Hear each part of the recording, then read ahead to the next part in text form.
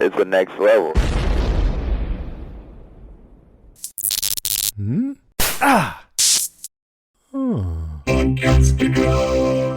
Dude, I gotta say, I didn't think we were gonna get through the night.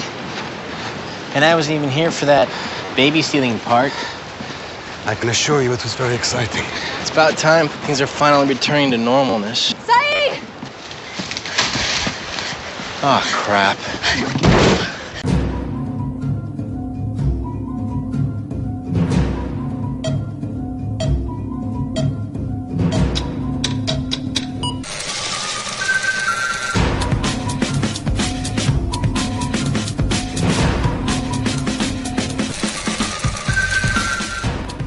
Welcome, folks, into another episode of We Have to Go Back, a Lost Revisited podcast from the Next Level Podcast Network. I am Ben Beck. And from the Podcastica Network, I am Kristin Howell. This week, we are covering Season 2, Episode 3, Orientation of We Have to Go Back, Lost Revisited. Yes, and this is going to be a very interesting one for me because I am a big fan of this episode. I love this episode. So much so that I have watched it twice. As I mentioned last week, I was going to do my first initial viewing as a fan again, and then my second for notes.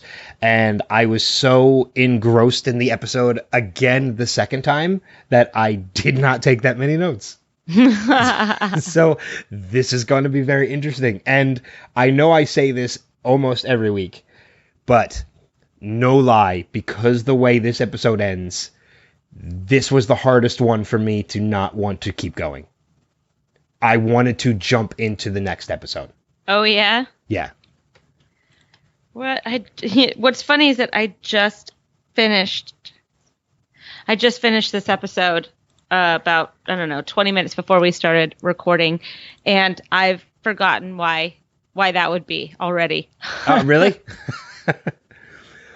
Well, I mean, is it just because he pressed execute? He presses execute, and then it's literally John sitting down and saying, "I'll take the first shift."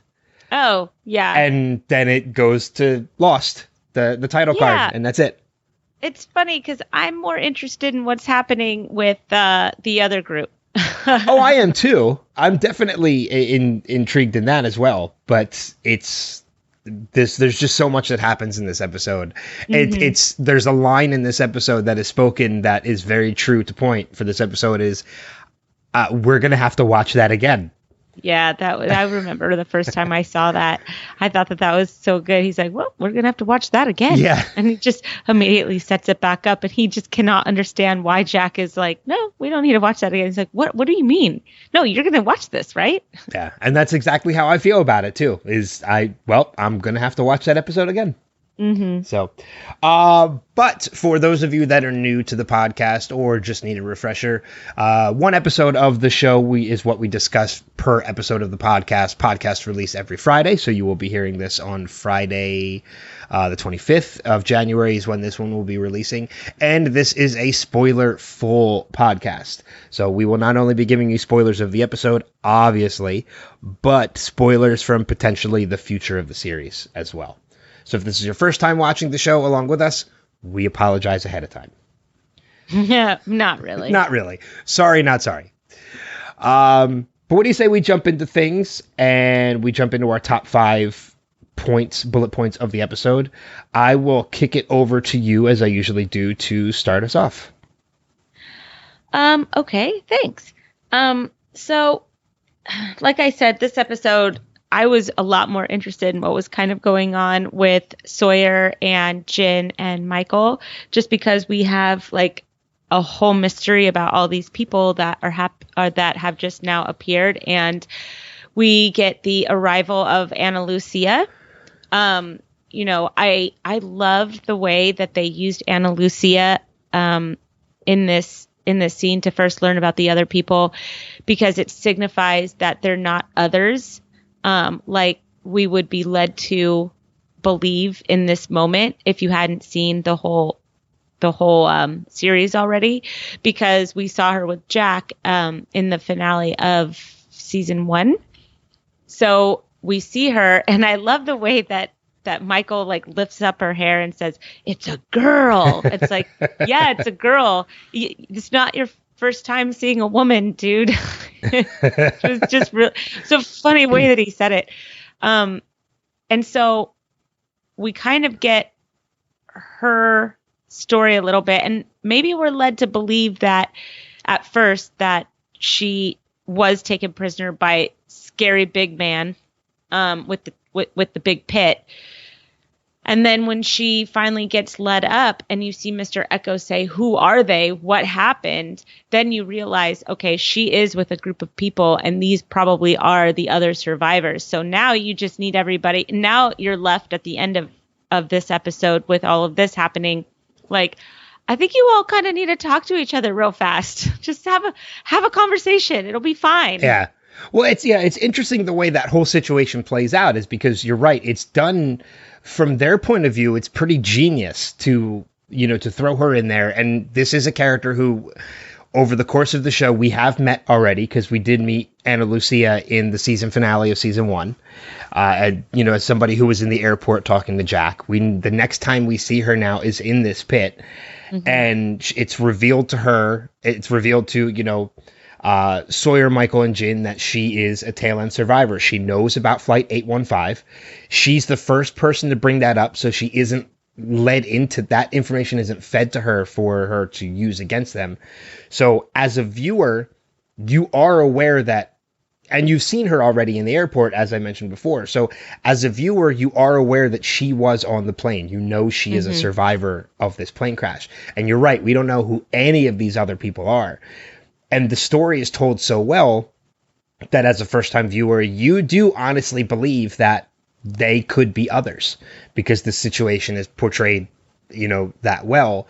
And they make Echo look like he should be somebody who's a native to this island. He is real scary looking. And because at this point, we don't know who the others are. I mean, we don't know if they're natives. We don't know if they're Dharma Initiative. So if they could literally just be natives to this island, like the way they make Echo look. Did you catch Bernard and Libby? Yeah, I did. Well, it's funny because we talked about this last week in that, Adewale's name was in the credits of last week's episode. And then you see the silhouette of Echo by the end.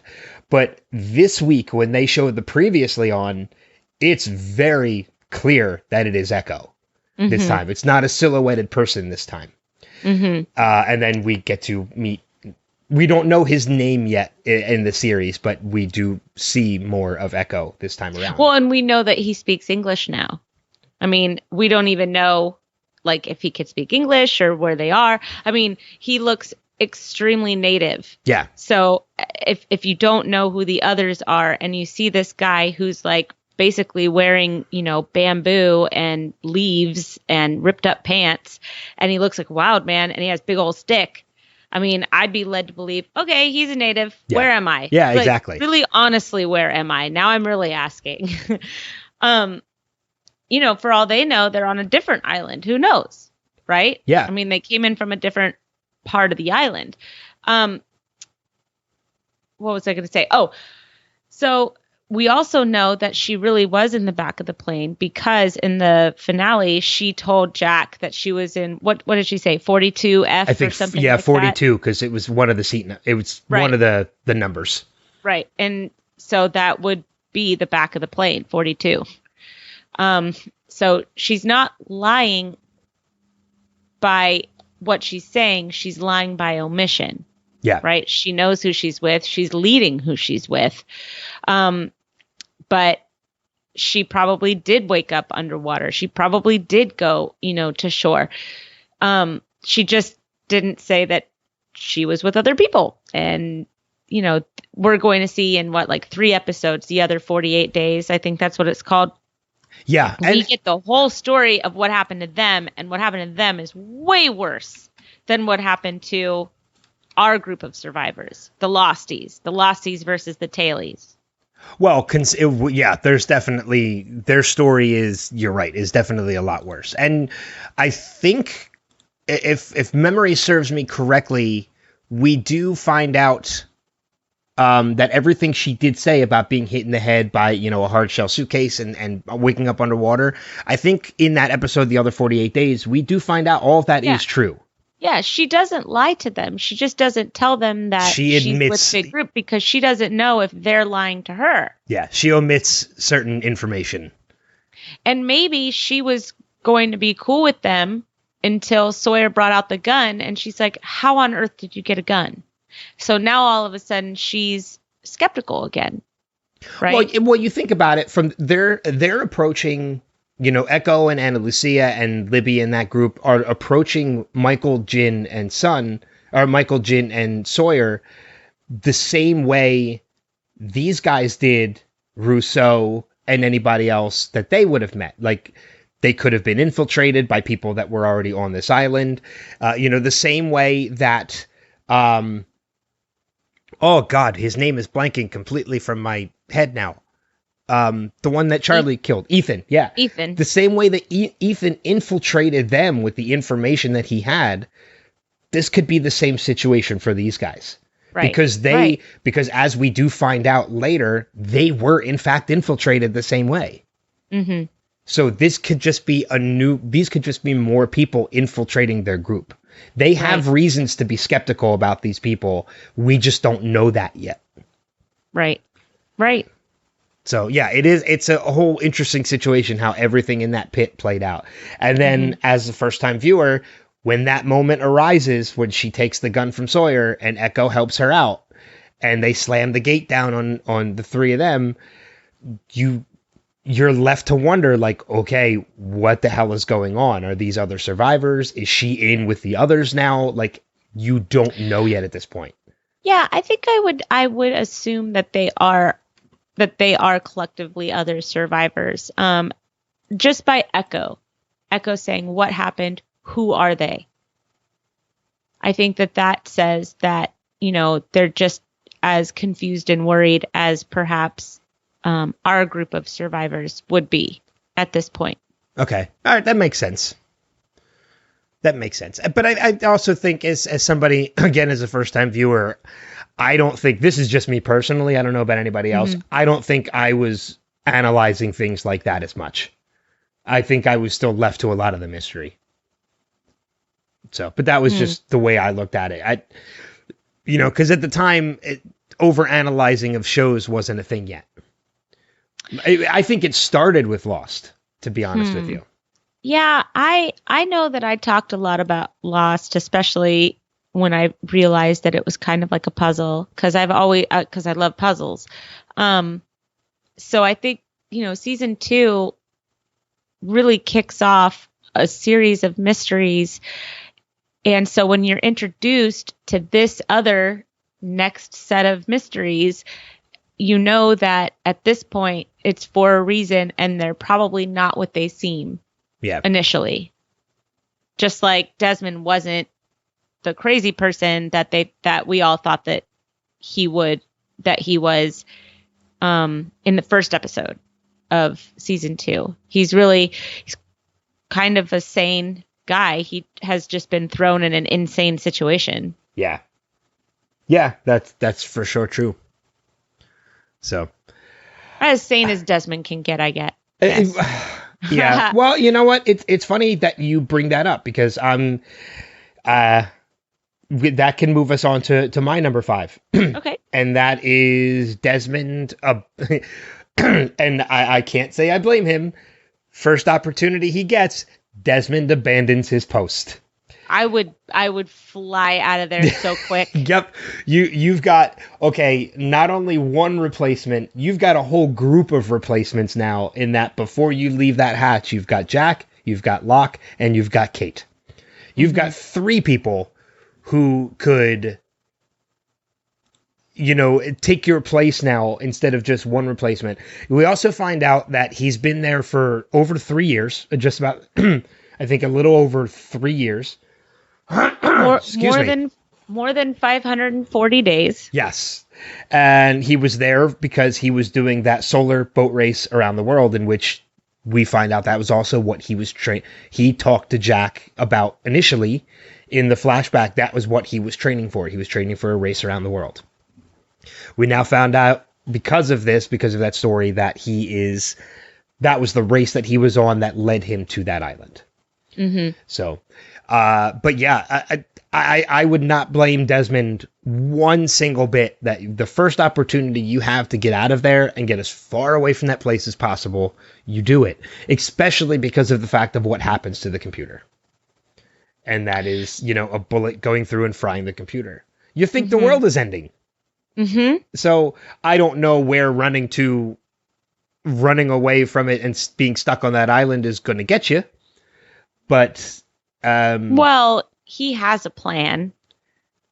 He does, which we find out a little. He has a plan. He has an escape route. He knows exactly where he's going. He knows what he's going to do. He's got a plan. We're just not privy to it. But, also in the trivia, this was supposed to be his only episodes.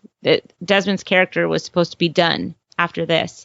And he got such a great response that they actually brought him back for the finale of season 2. And then he became, a major character after that. Yeah, because we don't see him again for a while.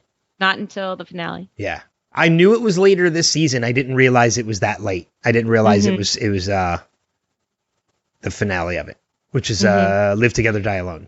Yeah, and that's where we're going to learn a lot about Kelvin, and we're going to learn a lot about kind of what happened with Kelvin and Desmond and how they are uniquely linked to Oceanic Flight 815.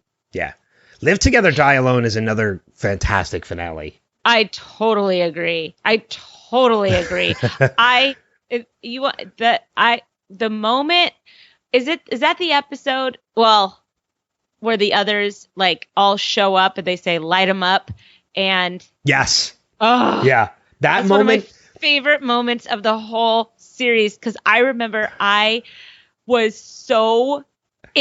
At that point, I was sold into the show. I was ride or die into the show. I was done. I wanted, and it was the finale. I was so pissed. That was my episode. That was my ride or die episode for this show. It was one of those moments too. And there's a couple that we'll get to it throughout the run of this series. But that was another one where, where they left you hanging for way too long. What a great, I want it to be right now. Well, let's just skip the rest of season 2 and go right into, no. It doesn't matter. Let's just do it. But it's also, leads into, I think, what season 3 is when they do, was when they took the hiatus because of the writer's strike.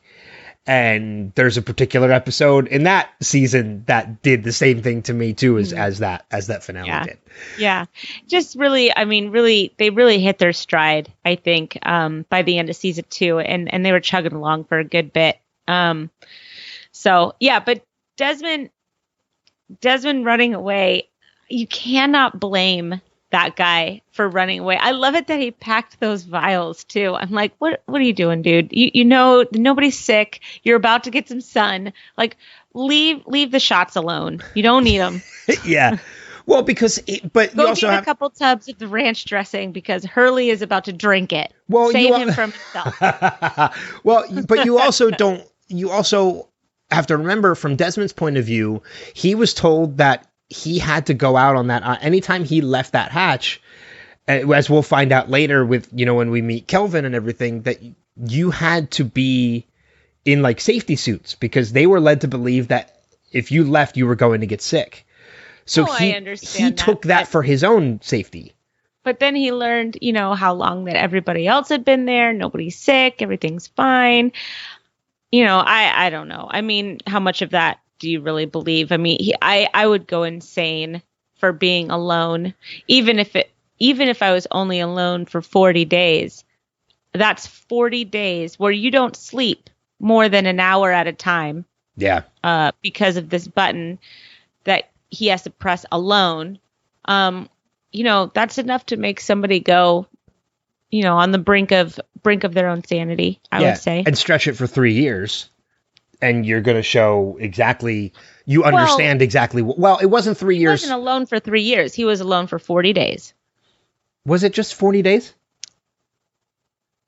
Yes. Would you want me to? No, I believe you, but I must have missed that in both times I viewed. Kelvin died the day of the plane crash. Oh, that's right. Okay, nope, you're absolutely right, because that was that was the reason for the crash. Yeah. So sorry. No, that's okay. Spoiler. No, I know. Apologizing for the listeners, but most of our listeners watch. I tried not to. I know. That's all right. We warned them in the beginning. It's fine. We did. My number 4 is actually Desmond running away, so I'm glad that you brought that up. Oh, okay. Well, then that worked out. So, yeah. Well, I really loved the conversation that Desmond and Jack had. Oh, yeah. Well, because that kind of turns Jack around a little bit. And he still wants to play that hard ass when he gets back to the hatch. But by the fact that he knew what the final number was and gives it to Locke when they're back in the hatch, you knew that Desmond listened. Or that Jack listened to Desmond. Like, he actually heard the words Desmond was saying. He didn't let it go in one ear and out the other because Jack was being a hard ass and didn't care about what Desmond said. He actually listened to him. Don't you think it's interesting, though, that he didn't put together the fact that Hurley just talked about winning the lottery with these numbers and seeing it on the side of the hatch? And now Desmond said these numbers. Like, that's 3 separate times that he's heard these numbers in a short amount of time. Well, I mean, the hatch just exploded. This is all like maybe within 6 hours of each other, maybe less, probably 108 minutes. Well, yeah, but I also think because it's kind of, I think that's one of the reasons why Jack was so willing to kind of accept it a little bit, was because I think in his mind, he's hearing these things subconsciously. He's hearing these numbers again, so there has to be a little believability to it.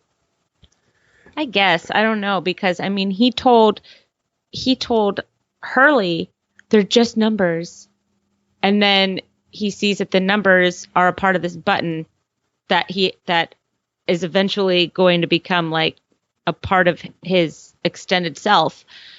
So I don't know. I mean, it's adrenaline, and maybe it's just a lapse or something, but I would just assume that you come in and you say, no, the last number is 42, and I just don't understand why nobody's talking about that yet. It's just beyond me. Yeah. But I think it's also interesting to touch on too, the conversation between Desmond and Jack when Desmond finally remembers who Jack is, remembers the entire story about the woman that he was trying to save, and Jack kind of breaking down and saying, it's interesting that Jack's response isn't like, yes, I saved her. He goes right to, I married her. I think he married her because he saved her. Well, I think to go into, I agree with you, but I think to go into a little bit more, to go into that a little deeper is, I think she represented almost a miracle to Jack. And he was too afraid to let that go. And that's why he married her. And I think that's also one of the reasons why it kind of didn't work out in the end. Because again, let's not forget, this is only 3 years' time. In that 3 years, he saved her life, he married her, and he's also separated from her. And now he's on the island. And he's been on the island for 40 days. So I think you're right. I think he did marry her because he saved her, but I think it's because she symbolizes something to Jack. Yeah, I can see that. But I just find it interesting that in that conversation, when Jack expresses it, he doesn't express, yes, I saved her. He goes right to, I married her. Yeah, my mind would be reeling if I ran into this guy that, I ran into. It's just the two weird coincidences, and he's on this lost island, and he sees this guy that was there right before he found out that another miracle was taking place in his life. I don't know. It would freak me out. Well, again, I think that's also one of the reasons that lead us to Jack being so free about the numbers towards the end of the episode is you've now got two things. You've got these numbers that are reoccurring, and you've got this man that you can't write it off as coincidence that you just happen to end up on this island with him. If that's coincidence, that's a very, very rare coincidence. Mm-hmm. So it's, it's going to be, and it's funny too because when you brought up the trivia about Desmond's character and how he was only supposed to be in this episode and they liked him so much they wrote him back in, I actually didn't know that about Ian's character Desmond. I knew that about Michael Emerson playing Ben, because Ben is also another character who was only supposed to be in, I think, 2 or 3 episodes and then done, and ended up being extremely important for the remainder of the series. So, as is Desmond. Yeah. So it's kind of funny how the writers were able to take this story and adapt it so well to take these small these characters that were supposed to be relatively insignificant or have very little significance to the story and turn them into so much bigger proponents to the story. Mm-hmm. Because you look back at everything, and I don't think this story would have played out, the series and the story it told would have played out the same way without Desmond and without Ben. I would agree with that. But, it's also an argument for other people that hated how this show turned out say, see, they didn't know. But, it's okay to have a direction for the show and to adapt it as you go along. That's character development, and that's adapting to, some good stuff that's happening that maybe you can add in or adjust your vision a little bit. And I think that that's okay. Yeah. I mean, you look at the way stories have to adapt anytime, an actor unfortunately passes away in the process of a series, and you have to adapt to that. Or West Wing is a big example of that. That's a great example of that. They adapted the ending of West Wing because of John Spencer's death. Yeah. Well, the series ending. Yeah. But you also look at a show like, I think it was 7 Rules for Dating My Teenage Daughter. With, John, oh my God, why can't I think of his name? John Ritter, who was the lead of that series. And all I could think about was Leguizamo, and I knew it was wrong, so I didn't want to. I was like, John Ritter, who was the lead of that series, who passed away in the course of recording it, and they adapted it to bring in somebody who played the grandfather. And funny enough, an interesting tie-in to that story, Katie Seagal, who we meet for the first time as Helen in this episode, was the mother in 7 Rules for Dating My Teenage Daughter. I love Katie Seagal. I love her so much. I forgot that she was on this show, and when I saw her in this episode, it all came flooding back, and I was like, yes. Well, she's another character who is very important, and I'll use this actually as my number 4. Okay. And number 4, basically, we're just going to talk a little bit about John's backstory, because God, every time at this point in the series as a first-time viewer, and even now in multiple views, I love it when we get more of John's backstory, because his character is so intriguing. And, we're seeing him in some kind of a meeting now, which I don't think it's ever established what kind of this is. It's not AA. It's anger management. That's what I was in. It says so in the background on a little placard. Oh, okay. I wasn't paying attention to that. But yeah, he gets to meet Helen in this series, and Helen is another character who is kind of reoccurring, but I don't think we're going to see her again in a full capacity until the final season. Yeah, she's only on 4 episodes, I think, total. Okay, and I think the last 3 are the last season. I don't think we see her. Maybe we see her one more time between now and then, but she's in the final season. I know that for sure. Yeah, she's in a flash sideways. She's in a flash forward, kind of, or a return when they all go back. And then she's in a flashback. Okay. All right. Yeah, but yeah, she's somebody who, we're seeing a character in the present day in John Locke, and somebody who's willing to take, as he calls them, these leaps of faith. Like, he's willing to go with the way things are supposed to be, let destiny take its course. And I think in Helen, we're meeting the person who kind of led him on that path, because up until that point, he needed answers. Like, he absolutely needed to know why his father, Anthony, took his kidney, why he was conned by his father. This is a man who needed answers. A completely different John Locke than who we know now as somebody who, as he said numerous times, we've been led here. Like, this is the way things are meant to be. So these are two completely different characters in John, and I think Helen is probably the catalyst behind that. Yeah, I totally agree with you. This was actually my number one, right. Was talking about John and Jack specifically. I have that as my number one as well. Well, and their leap of faith. So, when you talk about how John Locke was somebody who needed answers, much like Jack always needs answers right now on the island and in all of his flashbacks. And, he is somebody who is just very scientifically minded, and he needs proof because he's, at his very core, he's a doctor, he's a scientist. You see John Locke, who is so angry over what's happened to him that he needs answers, and he's so locked into it that he can't see 2 inches in front of his face because of his need for those answers. And like Helen is that catalyst for him to take that leap of faith and to let go and to actually trust in the unknown. I think that John Locke, in a sense, kind of helps Jack get there. And at the end of this episode, as we see John Locke taking his leap of faith with Helen, we see Jack taking his leap of faith by pressing that execute button. And it's almost as if John is passing that on.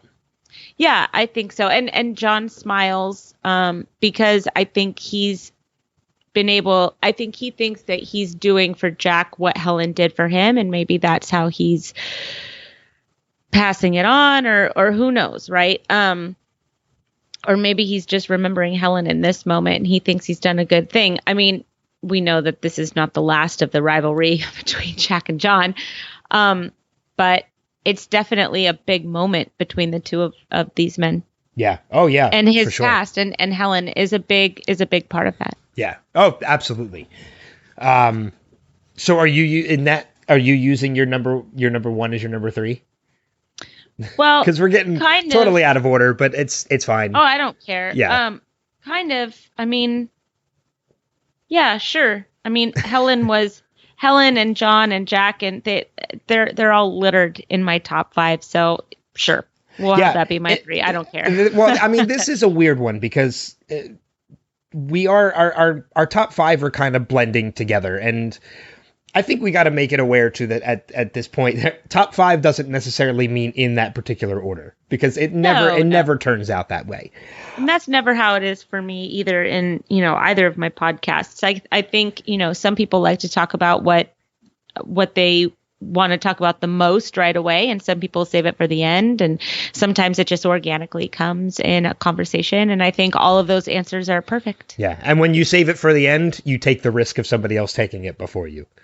Yeah, but who cares? Yeah, exactly. Because you still get to talk about it, and that's why I love doing this, is because I just love talking about this. And this is such a good episode for skeptics and for people with a lot of faith and trust, because you see just how woven together those two feelings really are. I mean, you can't have faith without first, I think, being a skeptic, or you can't have faith, or you can't be a skeptic without at one time having some faith. Yeah. No, I agree with that. I think going forward, we'll just call them our 5 points. Okay. We won't call them top 5. We'll just call them 5 points for it. But talking about like a good episode for skeptics and faith, my third one is going to be actually a character we haven't really mentioned yet. We've mentioned him as part of this episode, but we haven't mentioned him in the whole skeptic or faith aspect is Sayid. I love Sayid. We see Sayid brought in to the hatch along with Hurley, which we get one of our favorite moments. Well, actually, no, I take that back. We will get that next episode with Everybody Hates Hugo, which is just a fun episode altogether. Yeah. But it's a fun episode, and it's just a wonderful episode in the way that it ends and such, and I love it. But we see Sayid brought in because we know that this computer that resets this clock needs to be fixed. Sayid is the first person that they think of who knows how to fix a computer. And, there's an interesting interaction between him and John saying, like, you haven't even asked me why you need to fix it. And Sayid just, well, I'm assuming it has something to do with that clock that's ticking down. And, I'm not even going to ask. This is just, obviously it needs to be done. So I'm going to do it. He's I'll do the job, ask questions later kind of person.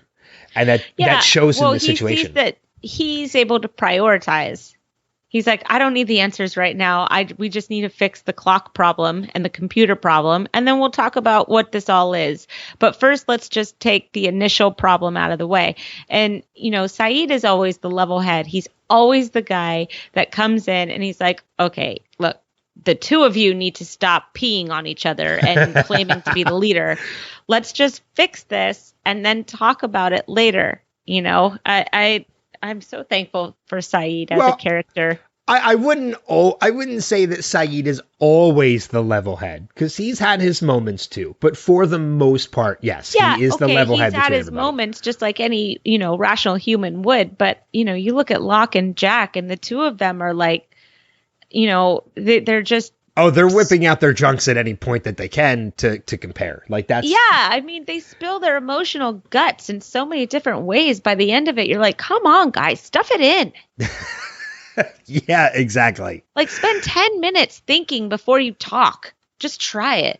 Well, I mean, and you're right. Sayid sees that clock counting down, and he's like, well, look, let's take it one step at a time. And you're right. With a level head, he's the person that can say, if I spend too much time trying to ask questions as to why we need to do this, we run out of time for the problem to actually be fixed. So let's fix the problem first, since that's under a time constraint, and then we'll talk about why I did this.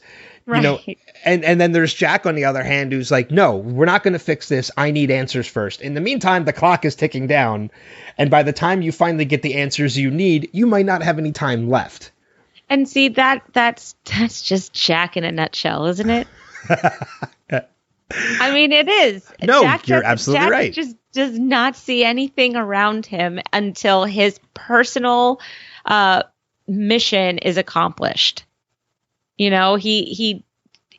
I think he hides behind, everybody wants something from me and it's hard to make the leader decisions. Nah, dude, you're not acting like a leader more than half the time. Neither is Locke. I mean, Locke's on his own personal mission as well. He thinks that he's the one of the island because the island wants something from him. I mean, I really think that when he starts yelling, what do you want me to do? What am I supposed to do? And he's like kind of yelling it out into the ether when he's by himself. You can see that his crisis of faith is the fact that he thinks that he's been put on this island for a reason. Everybody else is just like, how do we get off this island? And, John doesn't want to leave. Then you have Jack, who just wants to make sure everybody knows he's in charge without really doing much about it. I don't know. Jack just yells at everybody.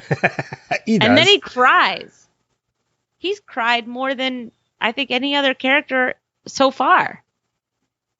Yeah. I think there's some truth to that. I really do think there's some truth to that. That's not anything I've sat and thought about, but yeah, I can't deny your claim that he's cried more than anybody else. Des can. Well, yeah, I can't wait to hear the feedback for that one. All right, what's your number 2? My number 2. Well, let's talk about the video. Oh, that was going to be my number 1, but let's do it. We'll combine. Okay. We'll make this both our number 2s because there is a lot to break down in this video. So holy shit. Holy shit. You know what? Of course you need to watch it again, Jack. Of course you need to watch it again. I had to press pause a couple times just to make sure I wrote everything down, the way that I was supposed to. We get a lot of names. We get a name for the hatch. You get this thing called the Dharma Initiative all of a sudden that, this logo's popping up everywhere now. You have scientists, electromagnetic. You've got Dr. Marvin Hanzo. You've got the DeGroots. You've got Dr. Marvin Candle. And it's funny because in my notes, I put meet Dr. Marvin Candle ? It is just one of those, there's so much information. And if you're a casual viewer or just like a week to week fan of the show, you're like, okay, well, you don't take it all in. You're just like, oh, okay, Dharma Initiative probably is all you're going to take with you, and a picture of a swan. That's it. But when you really look at this, you've got, and so they name Skinner, right? And then there's like a real weird sound and a skip in the video, right? And so it leads me to believe that this video has been edited. Oh, we know for a fact it's been edited.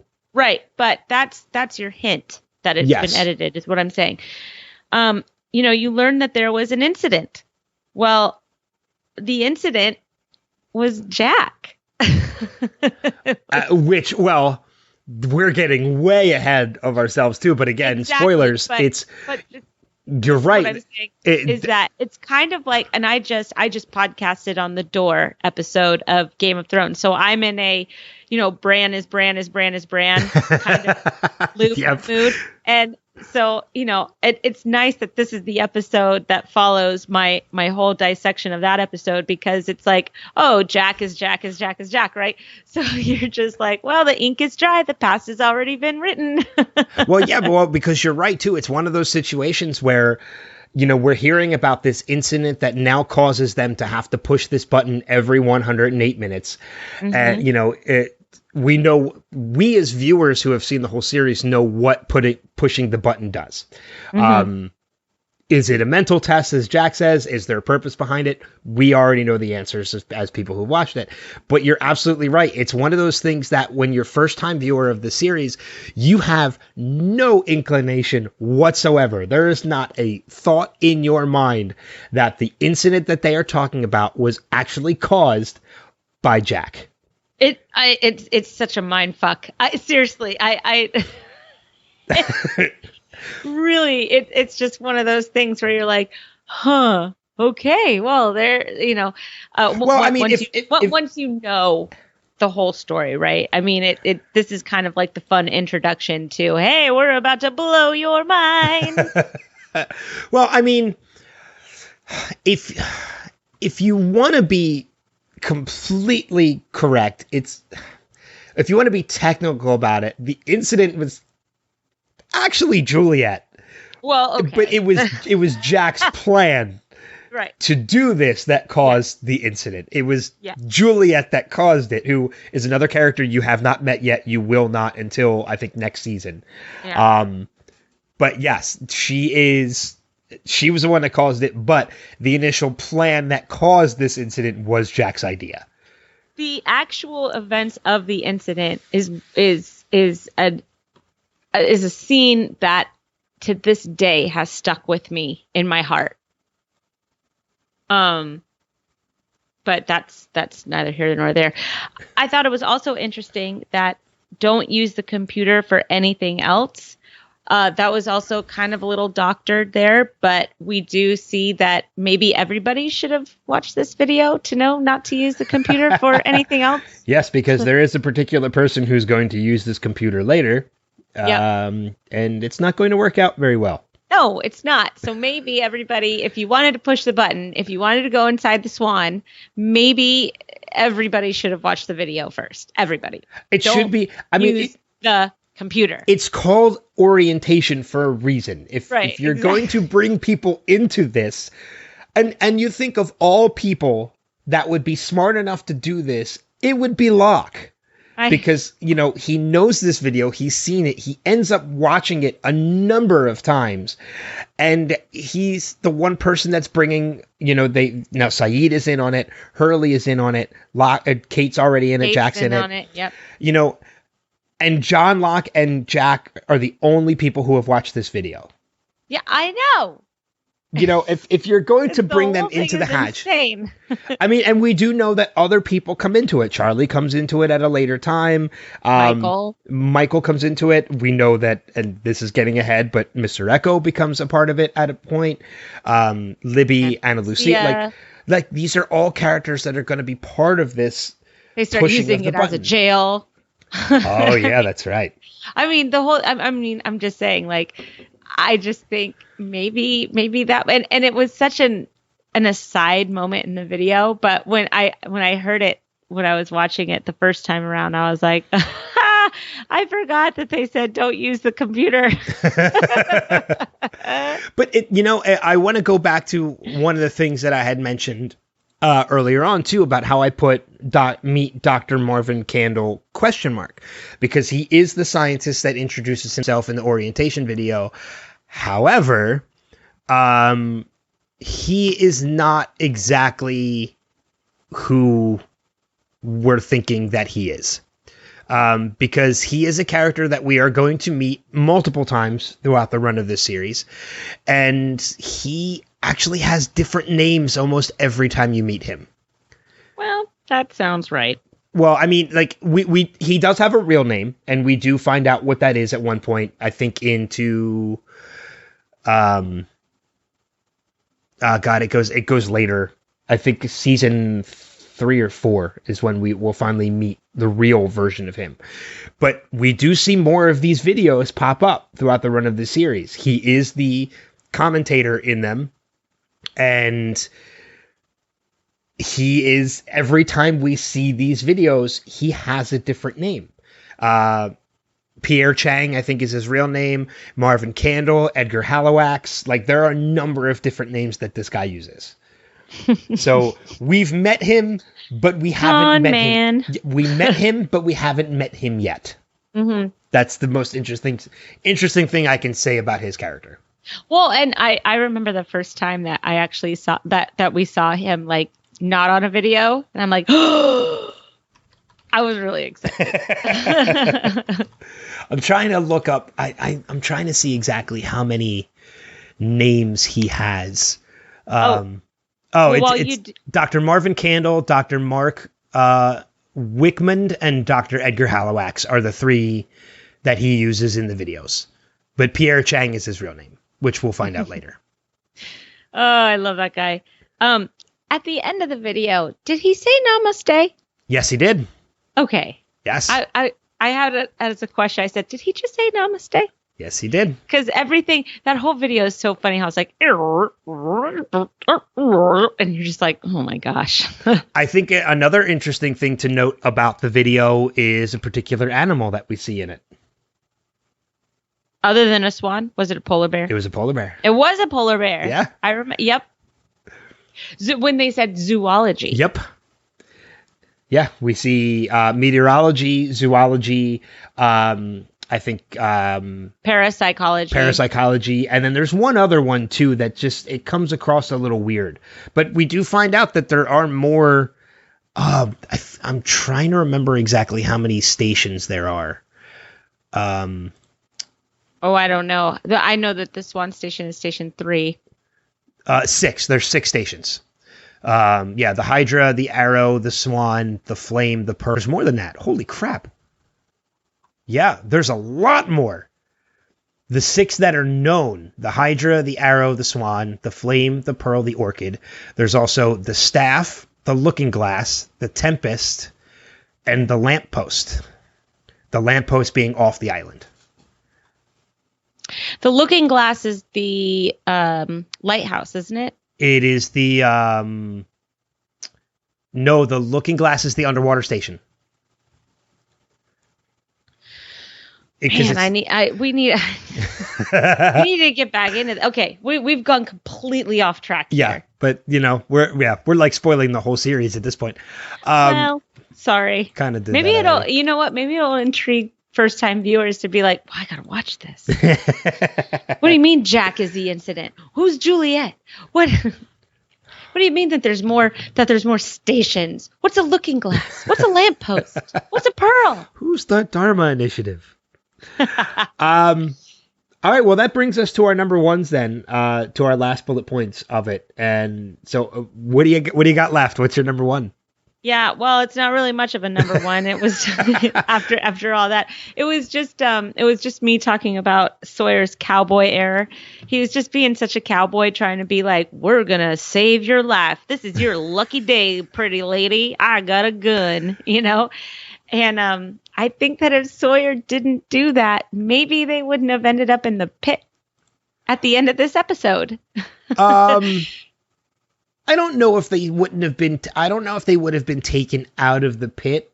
I don't think he would have been pistol whipped, for sure. I think that was something I think. Well, without a gun, yeah, you can't get pistol whipped. So well, that's a great observation. Shut up. I mean, I think if he hadn't have whipped out the gun, I think Sawyer's issue was that, and rightfully so.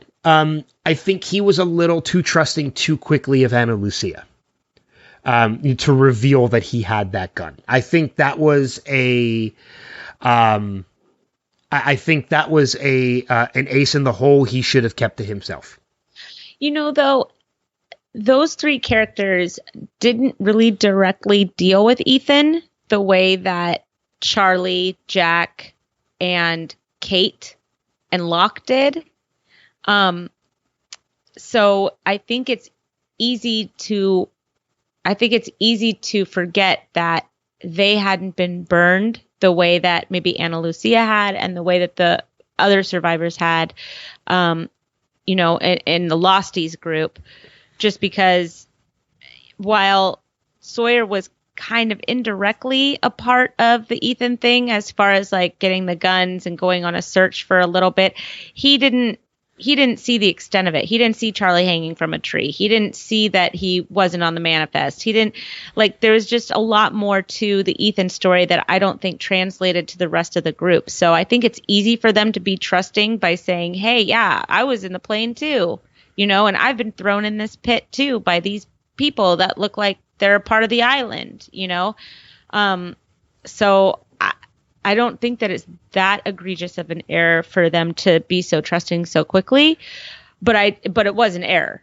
Oh, Absolutely. Yeah, for sure. I also think that when it comes to Sawyer and Michael, and unfortunately, Jin is just being dragged along for the ride. Oh, poor Jin. I think when it comes to Sawyer and Michael, you also have a relatively difficult situation because if you look at things statistically, with the exception of perhaps Jack, you have two of the most impulsive characters on the island, and you have them together in a pit with, this third person, Ana Lucia, because again, Jin is just being dragged along for this ride because he doesn't speak English, so he kind of really has no way to control anything. But you put two of the most impulsive people together in this situation, it's not exactly your best of plans are not exactly going to come out. You make a really good point, too, because anytime that there was a problem building the raft, it was always because of a problem with Michael and Sawyer. Jin learned how to work with everybody really well, even though Jin has his own anger problems. And you could see that even when they were trying to get the information out of Jin, they were able to work really well with Jin to get as much information as he knew about it. But if you just put Michael and Sawyer together, you're right. They're an explosive duo that probably shouldn't be in a pit together. Yeah, exactly. You're putting, again, two incredibly impulsive people together. And it's basically, it's going to come down to, they're not going to cancel each other out. It's going to become who can be more impulsive. Like, who can act first. Well, Michael has one mission, and that's to find Walt. He doesn't, that's all he cared about talking about right? Did you see a boy with them? Did you see a boy, a little boy? He's like 10 years old. They took him on, and Sawyer's just like, hey, pretty lady, I got a gun. It was like just one of those things. It's so funny because every time you talk about that, my mind goes instantly to the episode of Community that Josh Holloway was in, and it was a paintball episode. And who is he playing? He's playing a cowboy in that episode. Yeah. Well, that sounds right. That sounds right. He's playing the Black Rider, which is this mysterious cowboy in the paintball episode. So every time you go into the "Hey, pretty lady," that's immediately what I go to. It's just he's so ridiculous in this scene. I mean, even without knowing that he's about to get pistol whipped, you're like, why are you showing your hand right now, buddy? To a complete stranger.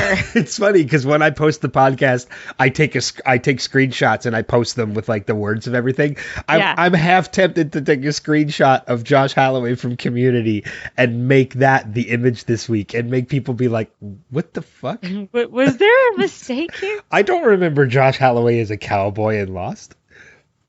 Just see how many people pick up on it. Well, he was a cowboy. This was his cowboy moment in a pit with a gun, being held hostage by bamboo. He's so great in that episode of Community too. He's great in anything he does. He was great in Colony. I know.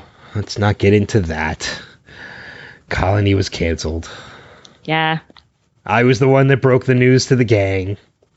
Yep. And I was hated for it. Don't shoot the messenger. I think you hated it. Yeah, my number one isn't really anything much of a number one either, because we kind of got into most of the big issues. But it kind of goes back a little bit again to John's flashback and his backstory. And we do get to see Anthony Cooper again. And for a short period of time, you only see him for maybe 2 minutes in this entire episode. Certainly not the last time you're going to see him in the run of the series. He is... Nope. He's a very important character, which sucks because he sucks. Well, and that's the thing. Like, you find out in the 2.5 minutes to 2 minutes that he is in this episode, he is a absolutely deplorable person. He is a horrible, horrible person. Yep. He's about as bad as it gets. He shows no remorse to the fact that he conned his own son. He doesn't care about John's feelings, about anything. He literally, he knows that John is following him. He knows that John is sitting outside his house. What's he do? He gets in his car and tells him, I don't care. You know what it feels like to be conned.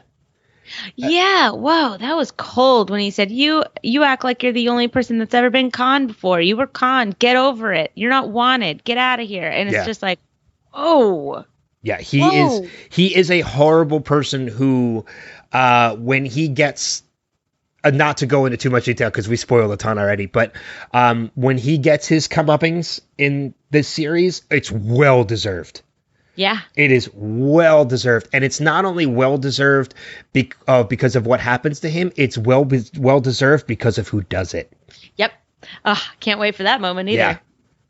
Let's just watch them all right now. I know. Let's just go through and rewatch we'll rewatch the whole series between now and the time we start recording the next episode. That sounds perfect. Let's do it. Do it right now. But yeah, when he gets his and the person who gives it to him, man, it is justified. It is very much so justified.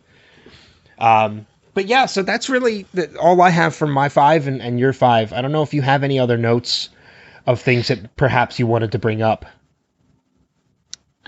Oh, well, I do want to bring up just a little funny moment just because I loved it so much when Hurley said to Saeed, things can finally get back to normal around here.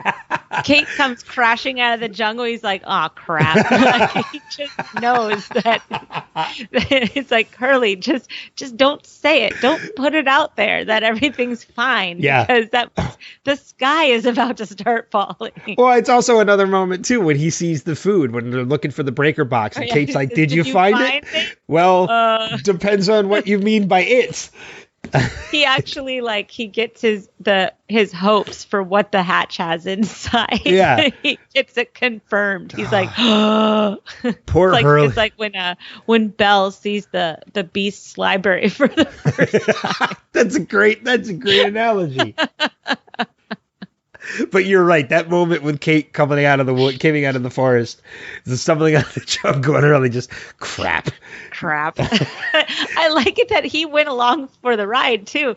Like he goes, I guess I'll go see how this plays out. Like he could have stayed on the beach. he's like, no, you know what? I'm gonna go with you guys. This seems like the right decision. Yeah, I know. Poor Hurley. But you know what? I love Hugo so much. Like we all have our own distinctive characters, and it really is tough to pick just one because there are a number of them that I love for different reasons. I probably have like a top 3, top 4. Funny enough, Jack's not any of them. Sorry, Des, but you know, like I know you're not, but like John Locke is one of my favorites. Ben is one of my favorites. The dynamic between the two of them is unbelievable, and I think like Hurley and Charlie are just fantastic dynamic characters. That Hurley and anybody. I mean, I think that he's just that kind of character because of the way that his character is written, and just because of how Jorge Garcia plays him. I just think that he makes everybody kind of better around him. And he's another one too that like I started now. The show is in its 9th season right now, but I'm a big fan of Hawaii Five-0, and I initially started watching it because I wanted to see what they did with it. I also wanted to start watching it because Daniel Day Kim was... That's the reason why I started, was because of Daniel Day Kim. If he hadn't been in it, I probably would have passed on it. Do you still watch it or no? I stopped watching it after Daniel Day Kim left. Just okay, so a season and a half ago. I was real pissed that they let him go. But I was also happy to see Terry O'Quinn pop up and Jorge Garcia. But you know what? The show is completely different now. I mean, they've got like all new characters. Scott Conn is barely on it. Yeah. You know, it's just I feel like they're forcing it at this point. But like Chai McBride has joined the cast, and you know there's 2 new characters. Well, there's 2 new characters that replaced Daniel Day Kim and the other actress that left. But I was really excited when Jorge Garcia popped up, especially because he popped up in kind of like a supporting cast. Like every once in a while he would pop up, and he was just a recurring role. And now he's a regular character, and it just goes to show you the personality that he must have as an actual person, because all the love that I have for Hurley, I have for his character in Hawaii Five-0. Like he's a good character on that show. I agree. He was this big supporting character. He went from a reoccurring character to a supporting character who was constantly helping Five-0 and everything that they did. And it was one of those characters like you're rooting for him the same way I did for Lost, to the point where I was like, I was constantly been like, all right, he's helped you so many times. Just make it. He wants to be a part of Five-0. Give him a badge and make him part of Five-0. To the point when that moment finally happens in the series, like you have such elation for him that like I love Jorge Garcia so much. Yeah. And anybody who isn't watching the show, Hawaii Five-0, just check it out. If for nothing else than to see Jorge Garcia with short hair. Yes, that's true. I forgot about that. He does have short hair. He's got some short hair, and it completely changes his look, in my opinion. I'm just like, whoa. There's another video I'm going to have to share to the Facebook page, but a couple years ago, and well, it's longer than a couple. It's probably been like 8 or 9 years at this point. There was a year that Jimmy Fallon was hosting the Emmy Awards, and Glee was still really big. Corey Monteith was still alive. He hadn't passed away yet. And Jimmy, being the musical person that he is, they opened the Emmys with this big Glee type montage of Born to Run by Bruce Springsteen, where they started it with recording, and there was a couple members of the cast of Glee in there, and then it was Jimmy Fallon, Tina Fey, and as this montage starts, they're going through the backstage area singing, and they end up pulling in different cast members. They end up pulling in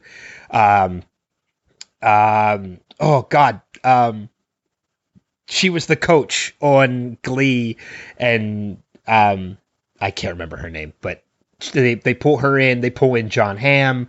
Jane Lynch. Yeah, they pull in Jane Lynch. They pull in John Hamm. Betty White has a starring role in it, but they pull in Joel McHale, who I'm a big fan of.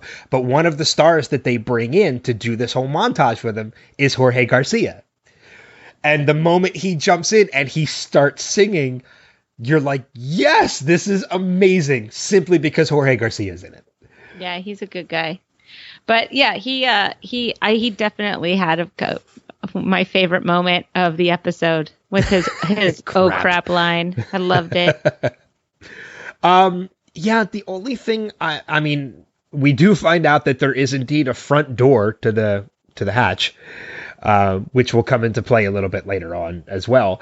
The only other thing I can make mention of is, and I looked into it, it doesn't really go that deep. There's not really much to discover, except that it is something that I think comes up 2 more times throughout the course of the series, is the book Turn of the Screw, in which the orientation video was hidden behind.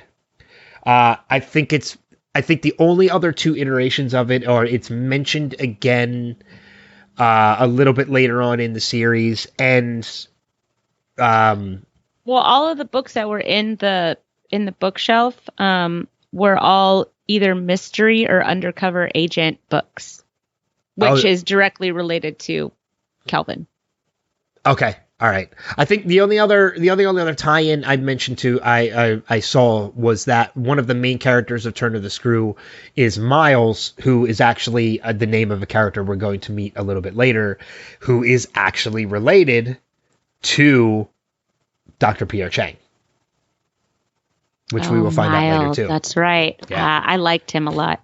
Yeah. I like that actor. Yeah, Miles is another fun character that we'll meet a little bit later on too. So, but that's all I really have for additional notes. Cool. So, before we get into feedback, shall we jump into Manifest?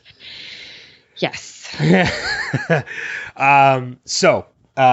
This episode of Manifest, this is, I should have had this stuff pulled up, but I didn't, which, I think the episode was called Vanishing Point. This is, the 12th episode of the season. So, and there's 18, so there's 6 more episodes left.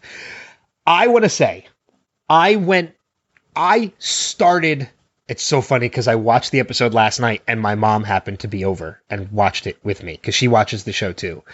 And she saw a side of me watching this episode she has never seen. And that's a side of me that actually yells at the television. I was yelling at the television. I wonder if we were yelling at the same time for the same reason. Good God, I hate Grace so much. And as much as I wanted to come around on her character this episode, I didn't. Well, maybe I did a little bit by the end. But seriously, it takes your son disappearing for you to finally start listening to your husband about all this. But she says, okay. Oh, yes. Yeah. Right. Okay. So I totally agree with you. I'm sorry. Because she goes, why didn't you tell me? Oh my God, that was it. He told you. That was this. Told you. That was. And I don't. What was wrong with? Okay. First of all, the writers, do they think we're dumb? Do they think we're dumb? Because I'm telling you right now, when Cal was in the hospital and he's on the brink of death and they're saying, don't give him the medicine because this has to do with this and there's something else that's bigger that's going on here. And she says, you need to tell me everything. He tells her everything. And she says, you're ridiculous. And she sends him away. Oh my God. And then he said, oh, I'm heated now. And then she said, well, you moved out. You kicked him out. You stupid bitch, you kicked him out of the house. You and I, we yelled at the TV at the same time. I'm telling you right now, we would have both been yelling next to each other if we watched that because I was just like, you've got to be kidding me that this is your argument right now. Like I'm just like, somebody just, have her fall down an elevator shaft or something. Like, I'm done with this character. I'm done with the forced relationship that these two have. I'm done. She should just be done. Drake Remorade. Yes. But you're right. It was that moment in the episode. And it's only a couple minutes into the episode when she says to him, like, why didn't you tell me any of this? And I'm like, he tried so many times to tell you about this. You wouldn't fucking listen. No, instead you called your old boyfriend and you paraded him around like, look what I had to do for 5 years while you were gone. Oh my gosh. Ugh. Yes. I totally agree. Yes. I totally agree. 150%. And now all of a sudden she's on board because of these drawings, and she's following the crayon drawings without abandon. Like, she's just like, yep, let's do this. This is what we're doing now. And it's like, you she lying to the oh yeah, I'm with you. I'm with you. I'm totally with you. I totally yelled at the television in front of my mother. I was like, hello? Like, he tried telling you what the hell was going on. You wouldn't listen to him. Like, you are being totally ridiculous right now. You should not be on this show anymore. My first note for this episode is Ben did try to tell Grace about Cal when he was in the hospital, and she was more than dismissive. That's my first note. I have like 5 notes for the whole episode, and I'm just like so pissed off. Also, let's talk about something else for a second. Okay. Did you get the distinct feeling that Chevy had sponsored this episode? Maybe a little bit. With that shiny new truck that happened to have off-road driving technology, and that you had to click the button to, yes. And they made sure that, you saw the dashboard. Zoomed in on, I'm going to click over to off-road. Hang on. Yeah. So this is Danny's truck. Yeah, he's a real outdoorsy guy. And it's so funny that for that whole off-road chase where they were being chased by the Jeep, every moment that we saw during that chase and afterwards, that truck was still shiny and clean as ever. Shiny and clean in muddy snow. Yep. Because we had to keep that truck as pristine as possible to show off our Chevy product. I could just see the director just with his head in his hands going, we need to redo this. Can we wash the truck, please? The wheels are dirty. Fuck my life. I did Hamlet in the park. Oh God! But you're right. You're right. There's a big Chevy product placement in this entire episode with that truck. Y50 does the same thing. Oh yeah, they do it all the time. But you know what though? I don't care when they do it because they're not nearly as heavy-handed with it as Manifest was in one episode. Oh, that was just so funny because when they pulled up to the cabin and they get out and they're standing on either side of the truck, and you're just like, come on, man. I'm not going to buy your piece of shit truck. I wouldn't say it's a piece of shit, but watching an episode of Manifest is not going to lead me by the end of that episode, especially with the way that episode ends, which we'll get to. But by the end of that episode, the last thought in my mind is, maybe I should go buy a Chevy. What a great episode. Let's go to the car dealership tomorrow, hun. I mean, I've seen episodes that have like food product placements that by the end of it, I'm like, I'm kind of in the mood for a burger. Maybe I'll go here. My last impression, the last thing on my mind is, I think I need to go to the Chevy dealership tomorrow. But you could also say that it is kind of smart from a marketing standpoint because a lot of people stream shows now. And so commercials barely matter anymore. And so you have to try and market your product how you can. I just hope it doesn't end up being like the Truman Show, Oh, God. Oh, are you thirsty? Why don't you have a nice glass of Nesquik chocolate milk? But going, also what you said with like the director with his hand in his head, with his head in his hands, it's probably one of those moments where it's like, you know what? Okay, I have to put a Chevy product placement in an episode so that people are thinking of Chevy by the end. All right, you know what? Let's put it in this one where the ending is going to leave everybody jaw dropped and being like, yeah, the last thing they're going to be thinking about is Chevy by the end of this. Yeah, man, what an ending. Well, let's talk about the events that lead up to that. I kind of said last week when we were talking about this that I didn't think that girl had anything to do with Cal's disappearance. It turns out I was actually right. Cal did leave on his own because of a calling that he had. And I even said it halfway through the episode with my mom here. I was like, you know what? I think he left because he's trying to save someone else. And it turns out that I was right in that thinking, in that he's actually trying to save somebody that not just he had a calling on, but Michaela had a call. We've seen bits and pieces of this same calling for the past couple episodes, and it came to fruition today in that we now know who her calling was about, and it turns out Cal's calling was about the same person. Yeah. So let's talk about Zeke for a second. Okay. So Zeke is the hiker that stumbles into the cabin, and Cal knew that he was coming. He's the guy that's been in the red jacket for the past couple of episodes that is, I guess, linked to Michaela. It's interesting that Michaela has a link to somebody that wasn't on the plane. And it's been a year for him in the span of 2 weeks. So he spent 2 weeks out there and he lost a year. So I'm led to believe that the amount of time that you're gone is no longer linked to how much time passes. And if that's the case, I think that we're going to see the pilot and the doctor, because both of their names have escaped me right now. I think we're going to see them by the end of this season. Okay. I don't know how. No, and I could see that. I don't know if I'm necessarily believing that they're going to return. I think they're going to leave them a little bit of a mystery. I think they need the doctor for this plot.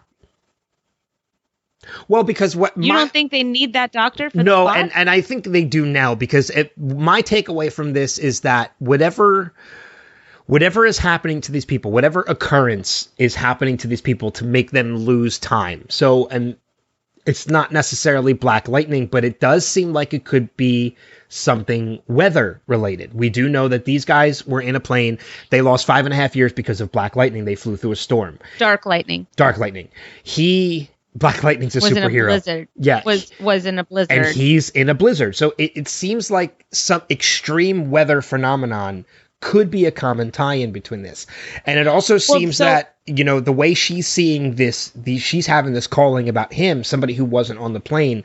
I don't think it's limited to the plane anymore. Obviously it's not, but whatever phenomenon is causing this connects them all. So I don't think... I think what's really smart about this is this allows them now to expand on characters outside of the plane, because they've already done it with one. I think there's going to be a strong possibility that whatever phenomenon this is, that by the end of this season, it's going to be opened up to so many other people, because we're going to find out that this has happened to other people. Okay, so then you think that Zeke is for real? I think Zeke is for real. That was going to be my next question. I think Zeke is real. I think whatever happened to him, it really happened. I don't think he's faking this at all. Because I don't think they would have had a calling on him if they were. Unless it was a test of this collective consciousness that everybody's been talking about. That could be the case. But I believe that what happened to him is real. You're going to believe it at face value, that this is the up and up. Until I have a reason to believe otherwise, yes. I think the entire season is a reason to believe otherwise, but okay. No, I'm actually taking this for what it is, and I'm trusting in Zeke, and I think that this has really happened to him. Because that's for somebody to fake that as a test, that's asking a lot of one person to be left close to death in a blizzard. I understand that. I also know that they are very careless with Autumn. Well, but Autumn, they also had leverage. Yeah? That we found out about. So you think they could possibly... a number of episodes later. I don't know. It's all angles, right? I don't... And in stories like this, in shows like this, I generally go in thinking everybody is an enemy or a villain. Maybe it's just I've seen too many effed up shows in the past with too many plot twists that I can no longer just watch a show and take what they're giving me at face value anymore. And it you watch a couple seasons of Westworld, and all of a sudden you're like, I don't know what I believe anymore. I got to be honest. Yeah. but- Westworld's one of those ones where nobody is as they seem. But as you know, to come in on the very last little moment or the very last little plot twist of this episode, we see the Major for the first time, and she says that she's been running point for 22 years. So whatever's going on, this is a project that has been happening for a really long time. So who knows how many people have gone through how many time holes and like really how big that net is cast. Well, that's what I mean. I think by the end of the season, we're going to be introduced to other people that this has happened to. I think we're gonna have people. If people are coming back, are they being used as leverage for other people who are starting to wonder why what has happened to them has happened? And is it that maybe Flight 828 was such a huge error on somebody's part because so many people were involved in a flight disappearing by accident that now it's all cover up to try and just basically do damage control. Everything happening to Flight 828 made a secret project public. Right, exactly. And maybe that's what it is that they're going to find out that this is something that's been going on in small increments, and then somebody probably messed up somewhere, and 190 people very famously disappear for 5.5 years, and now it's kind of, this is all the fallout of that. All right. And I mean, are they, you know what I mean? Yeah. I don't know. No, I mean, I can see it from your perspective too. For right now, I'm just taking things at face value. Maybe I'm a little too trusting in that sense, but That's okay. You can be John Locke and I'll be Jack. But Jack is the worst. He is, so maybe I'm the worst. Maybe what I'm saying is wrong. Just like Jack. Oh, God. Sorry, Des. This is the link between Lost and Manifest. Well, I mean, and it is, and it's that's one of the reasons why we started covering it on here, spending a couple minutes on it, was because we saw some similarities. We're starting to see even more similarities as the show goes on. But I will tell you, 2 weeks ago when we said we weren't thrilled with the return from the mid-season, I'm totally sucked back in. Yeah. Oh yeah. I think I'm sucked back in. That episode was a fluke. Yeah, I think I'm more sucked into the show now after last night than I was during the first half.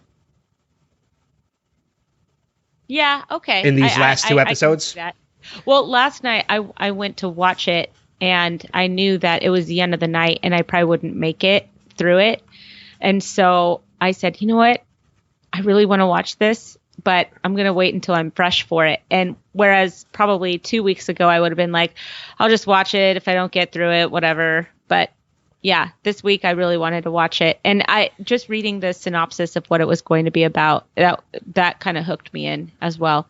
Yeah, it's one of those shows that, like, when I record podcasts, and I think you do the same thing too, like if I'm going to be podcasting on a show, I watch the episode as close to recording time as possible because I want it to be fresh in my head. Mm-hmm. So I'll watch Lost earlier in the week just to get the fan view out of the way, and then I'll watch it again. Like we're recording on a Thursday morning. I actually watched Lost this morning before. I did too. Yeah. So, and Manifest I watched last night because I want everything to be as fresh in my head as possible. I watched both this morning. Did you? Mm-hmm. But goddamn, this episode of Manifest was so good. I'm sucked back into it. Fun.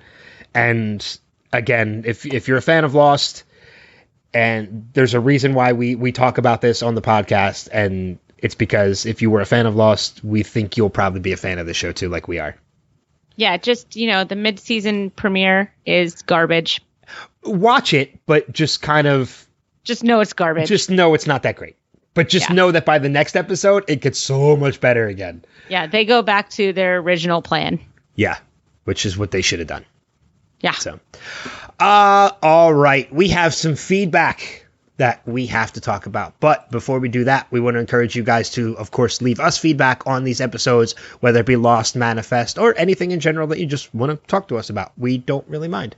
But there are multiple ways that you can do that and contact us. First off, we are on Facebook at facebook.com/LostRevisited. We're on Instagram at Lost Revisited Pod. You can email us at lostrevisited@gmail.com. And if you want to leave us a message, you can record yourself and you can send it to our email address or on Messenger. If you have our phone number, you can send it to us there. You say that every week, and I'm not giving out my phone number. Yeah, but some people do have our phone numbers that listen to this. That's true. There is truth to that. All right, I'll give you that. Yeah, so many ways. If you wanna leave us a voicemail, you can do so on our actual voicemail. Do it. Yeah, but I don't know how to rip that from my phone to play it on the podcast. So let's not do that. If you have our voicemail, use it for something other than lost feedback. Oh yeah, then I'm not gonna listen to it. I have like 50 voicemails on my phone. Yeah, just text it to me. It'll be fine. I can retype it. So we encourage you guys to leave us feedback any opportunity that you guys have. So let's jump into some of the feedback that we do have. Of course, our buddy Steve leaves us feedback every week, and this week is no exception. He has sent us feedback both on orientation for Lost and, of course, for Manifest. So let's kick off. You know what? I'm going to change things up. Let's play Dez's first. Okay, but okay, hang on. Oh, I forgot. I'm not going to listen to it through this thing. Well, you're still gearing up. It's fine. So let's play Dez's email first, and we will play that now. Hey guys, so orientation. This is one of my favorite episodes. Once you get past, John Locke whining about his daddy issues and discounting the pain of others in their support group and trying to sneak out after sex, it's a really good episode. So we'll just ignore John Locke because we all know he's the worst. Anyway, it was funny, the book that they have, started to say videotape, but that's not right. The film reel behind Turn of the Screw. The Turn of the Screw it's actually a ghost story from 1898.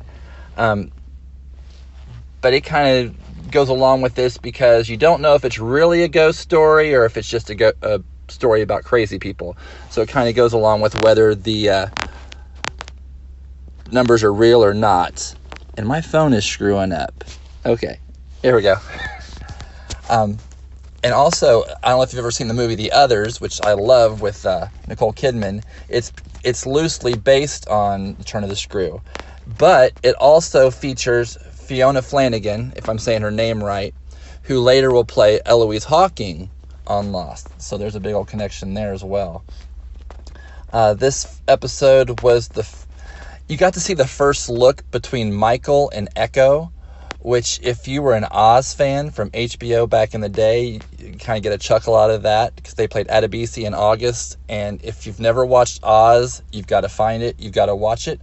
As long as you can handle a lot of gay rape scenes, you'll be okay. They kind of give you an explanation about the polar bear on the island. I mean, they don't explicitly say that's why he's out there in the wild, but you see the picture of him while they're talking about all the different kinds of research they're doing. And it was also the first appearance of Pierre Chang, although with an alias. And if you think that they did not have this series planned out, just watch Pierre Chang and watch his hands. Enough said. Okay, well, love you guys. I'll talk to you later. Oh, Manifest. Love this episode, but I fell asleep for the last 10 minutes and I don't have time to go back and watch it. So I'll just have to listen to you guys to find out what happened at the end. Bye. Okay. Starting off first with that Manifest thing. Sucks to be you, dude. You need to go back and rewatch the last episode. You missed pretty much the biggest part of that entire episode by falling asleep in the last 10 minutes. Just go back and watch the last 10 minutes, Des. You missed a quarter of the episode, technically, in the last 10 minutes. Oh, that's really funny. Everything that was leading up, everything that was happening in that episode pays off in the end. I mean, we talked a little bit about it anyway, but yeah, Des, go back and rewatch it. I'm going to have to go back and rewatch Orientation again because I didn't pick up anything on Pierre Chang's hands. It looks like he has one arm. It looks like he has a prosthetic. All right, okay. I'm gonna have to go back and look at that again because I didn't pick up on anything. So now that's an interesting fact, though. I'm gonna have to go back and watch that. I liked knowing about Turn of the Screw. Yeah, they're going a little bit deeper into that and how it was a ghost story and everything. That was an interesting fact too, especially the connection with the actress that ends up playing Eloise, having been in the others. Because I did know that the others was a kind of adaptation of Turn of the Screw. So it's been years since I've seen that movie. I've never seen it. No, I've never seen Oz, mainly because of the gay rape scenes? Yeah. Yep. Because, okay, I love Christopher Milani. I stopped watching SVU after Stabler left. And I heard that he just plays this really icky guy, and I just didn't want to see him in that light, so I never saw it. And I knew it was a fantastic show, but I'm like, I can't do it. He's Stabler. He's Elliot Stabler, and he needs to stay Elliot Stabler in my head forever. Yeah, I've never watched Oz either. I've heard it's fantastic. That and Deadwood are two series that I've heard. I started watching Deadwood. Yeah, they're two series that have been highly recommended to me a number of times. That's what we should do. Since we both have never seen it, we should do a podcast on that. Ooh, maybe when we're done Especially with since there's going to be a Deadwood movie. Well, if we're going to, because we were talking about what to do with this after we finish with Lost, keeping it as we have to go back, but changing up the series that we do, maybe one of those two shows could be the ones that we do. Maybe Deadwood would be the one we jump into next. I don't want to do Lost. Or I don't want to do Oz. No, well, that's why I changed it to Deadwood. That's why I said Deadwood. Because I've never seen it. You've never seen it. It'll be an interesting take for us to do this with a show that we've never seen. Yeah, it would be fun. So, all right. So maybe Deadwood would be the next show that we do. All right. We have to go back. Deadwood Revisited. Kind of. Well, I mean, yeah. Oh, yeah, because we're not revisiting. Visited. Deadwood Visited. Well, it'll be a revisit for other people, just not for us. They'll probably be like, just you wait till you see blah, blah. I'll be like, okay. Yeah, exactly. We're going to have to actually screen our feedback at that point before we play it so that there's no spoilers for us. Yeah. No, we'll have to have somebody else screen it for us. So that if there's... we'll just tell people, please don't put spoilers in your feedback. Or do. I don't care. Whatever. So, all right. All right. So we, of course, do have two more feedbacks to play from our buddy Steve. So let's go ahead and play the one for orientation now. Hello, Kristin and Ben. It's Steve, and just finished watching orientation. And there was so much in this episode that's like just, gosh, I mean, it's just full of so much stuff. I got a lot of notes, but I'm going to try to not make this go too long. I do want to admit, though, again, and I've admitted this before, that it's amazing to me that I didn't understand how much they had planned out at the beginning, and how they had this planned out, or the whole show really mapped out. It does bring up a question, though, from the trivia. Said that Desmond's character was not originally going to be as pivotal in the show as he ends up being. So it is interesting that they were willing to change on the fly when they saw how the viewers responded to him. I think Katie Seagal may be my favorite flashback character of all, and Locke's father might be my worst, even though we see him in the series later. I loved Hurley's, it's about time things are finally returning to normal. Oh, crap. Was great. And John losing it in the hatch there, it was really well played by Terry O'Quinn. I really liked how he played that. We just saw this kind of disintegration of him. And I think that's a pivotal reason why he basically forces Jack to push the button there at the end, because he needed a win. He needed somebody to believe along with him. And it's interesting that Jack reveals a lot about himself and a lot of vulnerability there to Desmond, but he's still just the worst.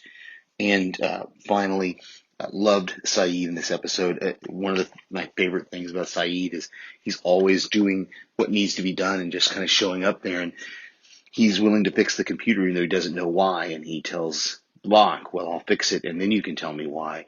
And again, just loved Hurley in this episode. You can see how when Locke says the wrong number, how he's going to let him put it into the machine, but then when Jack comes in and gives the correct number, his face kind of falls, and he's just like, ugh, and he realizes how these numbers are going to affect his life.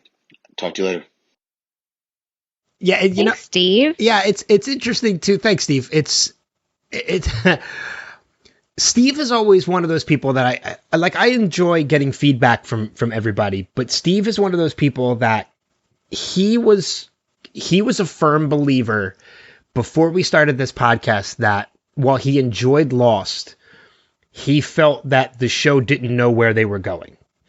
And we've kind of turned him around on that in, telling him like, no, these guys had a plan. And now that you go back and you rewatch it, you listen to our breakdowns and everything else, like he's starting to realize, and he even mentions it in this feedback. I believe now these guys knew exactly what they were doing. Mm-hmm. So if Steve can be turned around on that, I think anybody really could. Yeah. Don't get me wrong. I think there were moments they probably lost their footing a little bit, and they kind of had to make stuff up as they went. I've talked about, the whole polar bear Walt's powers dynamic, and I think things had to be changed. They had to think fast with Walt. Walt went through puberty. They had to do something. He wasn't going to stay a kid long enough, probably, for their story to play out the way that they wanted it to. Yeah. But it's one of those things that when, Damon Lindelof and Carlton Cuse decided at the end of season 6, we were going to put an end to this. I think that was a plan. Like they knew where they were going they knew the story that they wanted to tell. Sure, they didn't have all the notes in the symphony written, but they knew the story they were going to tell. Mm-hmm. From the incident being mentioned in this that doesn't happen until season 6, they would not have put that incident in there if they did not know that they had a plan for it. And if Steve can be brought around, I firmly believe anybody can. So, he mentioned something else that we didn't bring up too, and that was when Locke was going to put the wrong number in. He was going to put in 32 instead of 42. And Hurley was like, no, you know what? Go ahead. I want to see what happens. Let's let this one play out. Let this one play out. Probably best that they didn't do that. Yeah. Because things that happened at the end of this season would have happened a lot sooner. So. Yes, absolutely. So, but thanks, Steve. It's always great when we get his. I love his feedback. Too. And go ahead. I was gonna say, and he is covering Punisher season 2 right now on his podcast Panels to Pixels on your network, right? Yep. Him and Mark just jumped into. They just did an Avengers Infinity War review last week. This week they put up their first episode of episodes 1 and 2 of Punisher season 2. Yeah, I hope I got my feedback out in time. I haven't even started watching the series yet. Oh, it's so good. I heard it is. I heard it's tonally a little different than season 1, but in many ways it's better than season 1. So good. It's so good. It's so hard to only watch one episode a night because we're spacing it out because we just don't want it to be over immediately. And especially since it might be the last season. Netflix, do me a favor, Netflix.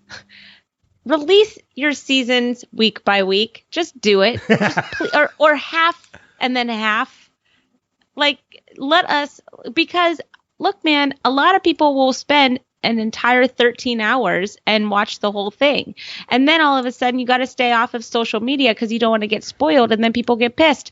So why don't you, help those that can't help themselves? I binged. I've never binged a series in one entire sitting until Stranger Things. I was going to say Stranger Things. Yep. Yeah, that's where people, and that I think that Stranger Things kind of caused that. Well, I mean, binging was always a thing, but doing it in the straight 12 to 13 hours was, I did it for season 1. I did it for season 2. I've never done it for any other series other than Stranger Things. Haunting of Hill House came close. I did that in about 2 sittings. And I know that's one, I know you can't watch it. So, but But it's fun, too, that both Steve and Des both agreed that, and I said this in the beginning, too, this is just a fantastic, Orientation is just such a great episode of Lost. I agree. There's so much that happens. Lots of complexities. We're going to need to watch that again. So, but I think that's going to wrap it up for this week. We also have Vanishing Point. Oh, crap, you're right. We have one more we have one more feedback from Steve on Manifest. So let's go ahead and play that one now. Hello, Ben and Kristin. This is Steve from Oklahoma, and just wanted to throw a couple quick thoughts about this week's Manifest, Vanishing Point. I loved it. I love the mystery that this show is getting back to, and now adding even more mystery to it. I do want to caution one thing. I hope they don't get too deep into this mystery without giving us some sort of inkling of it. You know, some sort of at least a little bit of a glimpse of what's going on, maybe, whether it's a natural phenomenon or something like that. I hope they don't just leave us completely hanging at the end of this season. And can't wait to see what happens next week with the lightning and from the preview. And and I hate to say you guys might disagree, but I'm starting to like Grace a little bit now. At least she's on board with the mystery. Thanks. Talk to you later. Well, somebody should like her. if neither one of us are going to like her, yeah, somebody should. It's only fair. Somebody should like her. I mean, I guess, you know. I mean, don't get me wrong. I'm happy she's finally coming around and she's starting to believe that everything is happening. But the damage has been done on this character already to me. Like, you've done so much to make me dislike her that it's going to take more than one episode for me to begin to like her. It's not going to turn around in a matter of 20 minutes. It's, you know what? It's going to have to take something drastic because, or the writers are going to just have to get better at their jobs, because the fact that she's like, why didn't you tell me? And then what's his name? Ben is just like, I wanted to protect you. I'm like, bitch, look, you did tell her. You told her. So I don't know why we're all deciding to collectively disregard the hospital episode, but I don't forget it. Well, you know what I think it's going to take for me is I think I need to see Grace willing to sacrifice something for the sake of the mission, the same way Ben has done, and Michaela, the same way they have done a number of times already. Cal has shown... So maybe she could sacrifice her side piece. Well, yeah. But I mean, like, you look at everything as a whole, Cal has sacrificed more than Grace has when it comes to this situation. He was willing to leave his own home, go up to this cabin, find his way to the cabin, and sit there in the cold, waiting for someone he's never met before, for the sake of everything that is going on. Cal has done more than Grace has. I need to see more from Grace before I'm going to be... It's going to take more than her just understanding what's going on or believing what's going on. I need to see her contribute now. And that's my piece on Grace. Good for you. Sometimes your comments come across like you're a jerk. Oh, me? Oh, I'm sorry. I just, that's just, I'm so sorry. That's no, just I'm me kidding. Saying, I'm that's totally just me kidding. Saying, like, it's going to take a lot more than that. I mean, she's just, a lot of it, I think, is just me mad that the writers have insulted their viewers' intelligence. And you know what? Like, even though, I know we're getting back on Manifest again, too, but, like, we joked about the whole Chevy product placement thing. Did it have to be Danny's truck? Like, you still found a way to mention Danny. Like, can we just get an episode without Danny mentioned at all? Well, not to mention, Michaela, if you want them to go incognito and borrow a car, why don't you give them something from the impound lot instead of a car that is directly related to one of Cal's mother? Yeah. Yeah. That's not a hard stretch. I mean, and if you really wanted to make me happy by making sure you knew, everybody as the audience knew that it was Danny's truck, have the truck somehow damaged or destroyed at the end. Like, let's see something bad happen to Danny's precious truck. He's real outdoorsy. Exactly. So drive it off a cliff. He's so outdoorsy that he's never used this truck. That it's so shiny and pristine. Total apologies to anyone from Chevy if they happen to listen to this podcast. I actually do like your trucks. We're just making fun of Danny, not your truck. Although we did poke fun at the truck a little bit. Kind of making fun of your truck. Yeah, kind of making fun. Sorry. We've just sealed the fact that we will never get product placement from Chevy on our podcast. Oh, okay. Okay with it. I'm fine with that. So that is actually going to wrap it up. We went longer than we usually do this week, and I'm okay with it. Yeah, that was fun. We went off the rails a couple times. Apologies for anybody that got annoyed with us. I don't apologize at all. If you're still listening, I guess that's a good thing. So last but not least, before we go, we of course want to encourage you guys to listen to the other podcasts on both the Podcastica and Next Level Podcast Network. We mentioned Panels to Pixels, which is hosted by our friend Mark Kirkman and Steve Brown, who leaves us feedback every week. They're currently in their run of Punisher Season 2. My DC Primetime podcast is now getting back to the DC shows on the Arrowverse because the shows are returning. They've all come back this week. And I know you are still... Are you actually at one episode a week now with House Podcastica, or not yet? Yes, we are at one a week. So I just finished recording The Door, Season 6, Episode 5. And that should be out hopefully by the end of this week. And then I record on Sunday for the next episode, and I will let it out next week and once a week after that. I'm very excited. Yeah, I think you timed it pretty well because Season 8, April 14th is when the show is returning. It's timed out exactly as it should be. And so it's so nice that it's kind of, I don't have to do 2 episodes a week anymore, which made it 3 podcast recordings a week. And it was just, and it was during the holidays, so it's nice. Yeah, I know it was stressful. Yeah, but you know what? It's fun. Yeah, that's all right. I get to talk about my favorite shows. I mean, how stressful can that really be? This is true. This is very true. I know I've seen some recent postings in a group about I'm not going to call anybody out, but there was a particular person who posted about comparisons to the number of episodes of Lost to the current number of episodes of The Walking Dead. And it has led to some interesting conversations. Yeah, I just read that thread today. I thought that was interesting. I was like, I don't really understand what any of this is, so I just abandoned it and I shrugged my shoulders.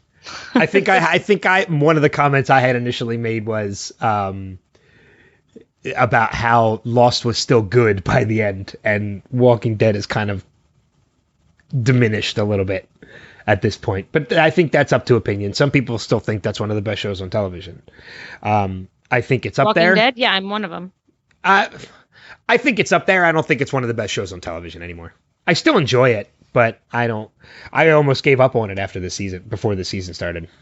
Yeah, it's a good season so far. So far this season. Yeah, this season's brought me back around. I still think there are many, many other great television shows out there. New Amsterdam is one of my favorites right now.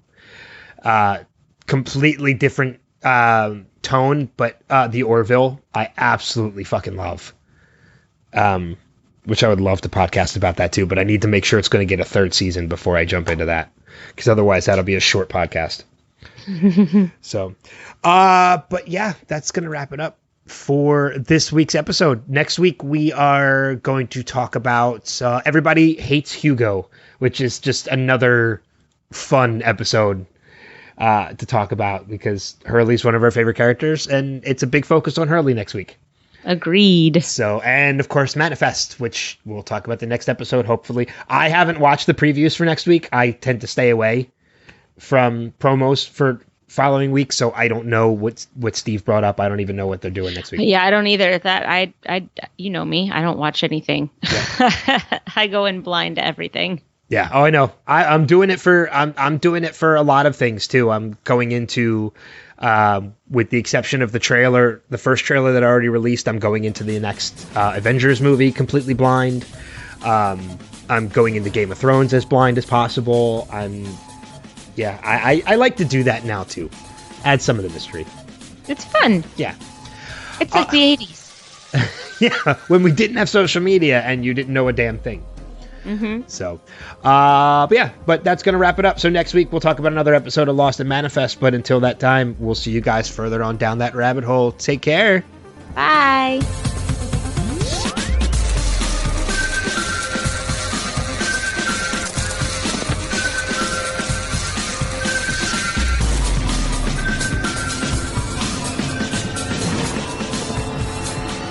We have to go back, Kate. We have to go back!